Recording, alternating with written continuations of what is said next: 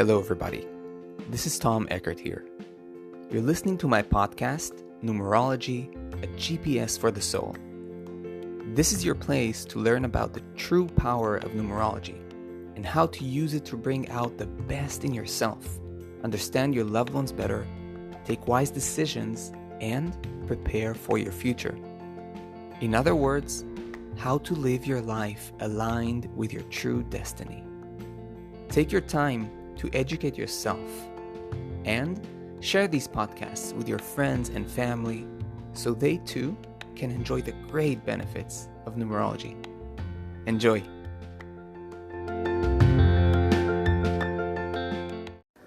Hello, my dear listeners. Welcome to today's episode. It's a special episode because today we're diving into, we can say, a more philosophical or a more bird's view perspective about numerology, and together are going to ask the question, is numerology spiritual? Is there a connection between spirituality and numerology? If you are new here, first of all, I want to welcome you. This podcast is dedicated to discussing numerology as a path for inner transformation, inner growth, self-understanding, spiritual expansion, and my personal approach is to make numerology grounded, accessible, and applicable for everyday life matters so that you can actually use it to grow as a person from the inside out. Now, a few important things you should know about if you want to dive deeper into numerology. First thing is that I highly recommend you get yourself a numerology reading. A numerology reading is one of the most direct and powerful ways to feel and see for yourself how numerology can really show you who you are, what you're made of, your blueprint, your potentials, your challenges in life, the most central lessons you're meant to deal with, and give you an incredible clarity and lucidity on your path. If you want to experience that, simply contact me through the website link that's provided in the podcast and episode descriptions. Secondly, if you are defining or redefining your career and wish to pursue numerology as a career, I want you to know that I offer a full path of certification from beginner to expert numerologist. You can read more about my in-depth studies in the links provided. And if you enjoy this podcast and want to keep learning more quality numerology, make sure to click the follow or subscribe button on the platform you're listening from and become part of my numerology family and get updated with my latest podcast episodes. Okay, my friends, having said all of that, and without further ado, let us dive in to today's interesting topic. Is numerology spiritual? Now, in our current times, there's a rampant issue with almost every field and frontier. And that is the challenge of being able to distinguish between, what's true quality and what isn't. And this is true for every field. This is true for science and for medicine, for journalism, and also spirituality. Everyone with sufficient marketing skills and access to Wi-Fi and enough or sufficient willpower can actually call themselves a spiritual teacher today, or an expert numerologist for that matter, while in truth, they are nothing close to that. And still, using all these tools, they can convince many and have a great following. And for this reason, I want to explore and explain today what being truly spiritual means, and whether or not numerology is inherently spiritual. So let's take this a step deeper. First thing I want to start off with is by saying that spirituality, contrary to what many people think, is not about metaphysical phenomena. It's not about esoteric knowledge. It's not about metaphysics. All of these really have nothing spiritual about them as such. They are phenomena, just like cars, trees, and the wind are phenomena. They are expressions of reality, perhaps a bit less dense, a bit less, physical in the sense that you can touch them with the physical body, a bit more abstract, but still they are forms in their own way. Spirituality, on the other hand, is the revelation and the consecutive transformation into the nature of reality within and beyond all forms. For this reason, something spiritual must be something that helps us humans, helps you, see beyond the veil of all forms into the very essence of who you truly are. And at the core of it, well, you are nothing. We are all nothing. A vast, empty wonder. A mystery without a separate self-center. You see, and it's very important to lay this foundation from the get-go about what spirituality is and what it isn't, because many today who are preoccupied or have a lot of interest in psychic phenomena or in New Age, materials, mistake these materials with spirituality. But right now, we've laid a certain foundation. We're going to go deeper, of course. Spirituality is the discovery of our very essence, our very core, beyond and within all forms, whether they're subtle or gross, doesn't matter. So let's take this a step further. I want to lay, let's say, another foundation and say that which helps you discover the ultimate truth of your existence can be considered spiritual. Now, say I meditate. I go to shamans, channelers, astrologers, even numerologists, okay? I may think, I'm like a very spiritual gal or guy, but the true measure of being spiritual is never in what I do or how much I do of it, but whether, if what I do actually transforms me in such a way that I become increasingly more aware of the emptiness at my core. That in reality, I am a nobody. I am not a personal being, but rather a flower of the universe. I am much more a flower of the universe rather than a very special and separate individual. Many people take pride in practicing meditation, for example, for 40 years, or going to shamans and doing like ayahuasca ceremonies and having read so many books and having gone to so many workshops and having psychic abilities and being able to communicate with beings from other dimensions. And they think that that is what makes them more spiritual. Or for that matter, again, let's take numerology, right? People think, I have access to all these numbers and number combinations and number sequences, and like I am spiritual because of that. But in truth, all of that doesn't make one spiritual. And no one can cheat truth. What does that mean?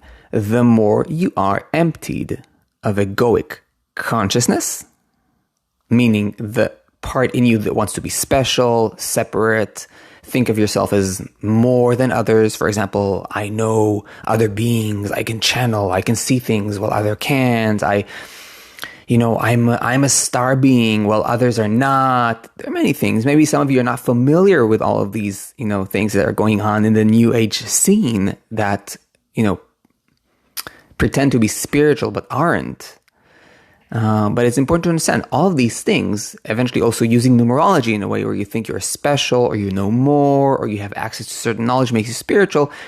You cannot cheat truth. The more you're emptied of egoic consciousness, that need to be different or special or other or separate from existence, the more you are rooted in truth.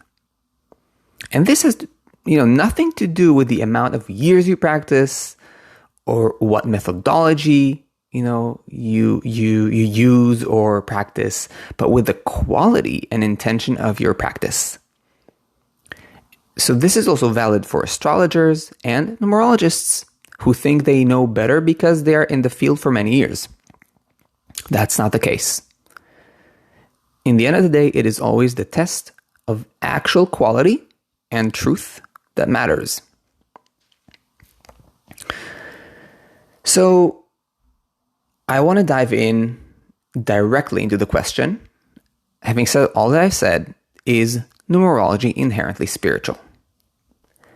But before I keep talking further, I want to quickly remind you that I highly recommend you get yourself a numerology reading, and that's one of the best ways to feel the life-changing impact, effect, and power of numerology.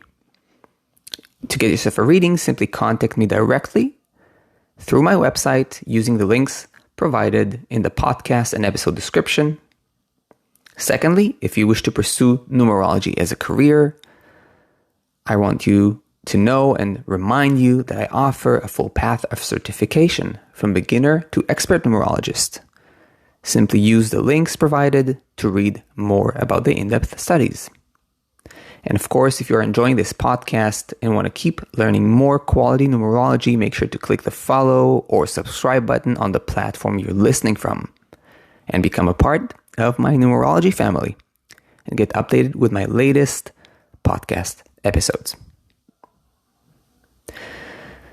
So is numerology inherently spiritual? Well, my friends, the answer is clearly a big no. Numerology, in and of itself, is a method, like many other methods, that can show us certain things about our structure, about our tendencies, potentials, challenges, the changing trends of our personal years or certain, time frames throughout our life. But there is no inherent promise that using numerology will take us into a place of true spirituality, namely a place where we grow up and understand that we are not the center of the universe and are in essence totally empty, free of all identities, a profound mystery and wonder to ourselves. You see, when I say empty, for those of you who aren't really familiar with this term, it's more borrowed from Buddhism. Empty doesn't mean void or like I don't exist. It simply means that in my very essence, I'm not such a dense, individuated entity as I feel myself to be, but I discovered that I'm much more of a free, unbounded essence. Very full, very complete, very joyful, very silent and at peace, but truly free of any story or identity of, being American or Canadian or German or Arab or whatever it is, or Christian, Muslim, Jewish, Hindu. All of these things fade and it goes deeper and deeper and deeper, right? And I discovered I'm in essence, I'm this vast wholeness. So, does numerology do that inherently? No, not necessarily. However, when numerology is used in a way that actually matures us from deep within and helps us realize the deeper truth of our being and existence, and helps us take grounded and palpable steps towards inner transformation, it may turn spiritual. You see? So only if numerology helps us grow up in self-responsibility, in letting go letting go of our hang-ups, letting go of our sense of victimization, sense of entitlement to be selfish or resistant towards existence. Only if it helps us become more universal in our understanding of our true nature and in the realization that we are not separate selves or separate entities, then we can truly start calling it spiritual. Then we can truly consider numerology spiritual. But you see the beauty? The beauty is that it really depends on how a person uses numerology. Numerology in and of itself is a tool. It can be used also in extremely unintelligent ways, in ways that actually block the individual. They don't expand or open, in ways that dilute the individual, in a way that rob the power from the individual. And many people indeed approach numerologists and they wish to simply abdicate their power and have the numerologist tell them what to do, how to live, what's going to happen tomorrow. Will she love me? Will he love me? Will I win the trial? Will I become rich? This is childish. This does not support the spirituality or the essence in a person. This supports being a child, being immature. Okay, and that's a big difference. So, for this reason, those of you who already know me probably have felt that. And of course, many of you have written me and I keep getting, lovely messages and emails. And sometimes, those of you who meet me in readings or have become my students have always told me that you feel that, that depth of spirituality and connection, connected with numerology. But for those of you who don't know me, this is everything I just said is the reason why I always insist on quality and truth and never compromise on that end. That's why, for example, you won't hear me talking almost ever about angel numbers and such topics. Not because there's anything inherently wrong with it. It's simply because my focus is maturing people into a true spiritual realization and true internal growth. And yes, I've dedicated one episode to what I call number codes, or, in kind of like brackets, I call it angel numbers because many people know it in that way. But what does it help you to know an angel number? Does it really mature you? Does it really make you free? Does it really help you grow? In most cases, I would argue that it doesn't. It doesn't truly help people grow and become more mature. Maybe in some rare instances it does. This is why I'm not completely negating it, but it's rare. For me, numerology is a tool for inner understanding and authentic spiritual growth.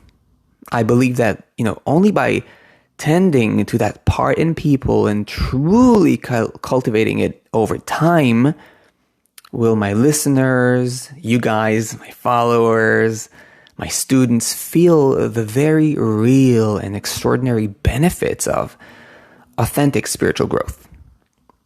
And in my eyes, that's the deepest form of love and care. It may not give you immediate gratification, right? Like, for example, somebody telling you, oh, you got an angel number. You feel special about yourself. It's like, right, like a dopamine rush, like getting a like on Facebook or whatever on Instagram, right? So it may not give you that immediate gratification, but it'll plant the seeds for incredible growth. And frankly, there is no better investment than that. And the happiness, the long-term happiness that you're going to get from this that will emerge in due time is so much greater than having like that, that injection of immediate gratification that, like, again, as I say, the more shallow use of numerology will give you, or any other method for that matter. So here you have it. Numerology in and of itself is not spiritual, but it certainly can be used in a spiritual manner. It all depends on the intention of the user. Use it to entertain the ego, and that is exactly what you'll get. An inflated ego. Use it to foster authentic maturity and spiritual realization, and that's what you'll get. a mature human being that is truly free and whole. And as always, my friends, I hope this episode, like all the others, keeps inspiring you to go deeper into numerology, into exploring this field, but in a mature way, in a spiritual way. And of course, don't forget, if you wish to get a numerology reading, contact me through my website links. If you wish to pursue numerology as a career, remember that I offer a full path of certification from beginner to expert numerologist, and you can read more through the provided links. And of course, if you enjoyed this podcast and want to keep learning more quality numerology, make sure to click that follow or subscribe button on the platform you're listening from and become part of my numerology family and get updated with my latest podcast episodes. Okay, my friends, I wish you well wherever you are. And as always, I'll see you in the next episodes.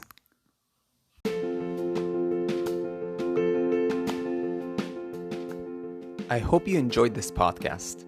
If you did, and you want to go deeper into numerology, check out my website, tom-eckert.com. You can also book a numerology reading or even study numerology yourself through my courses. I'll see you in the next episode.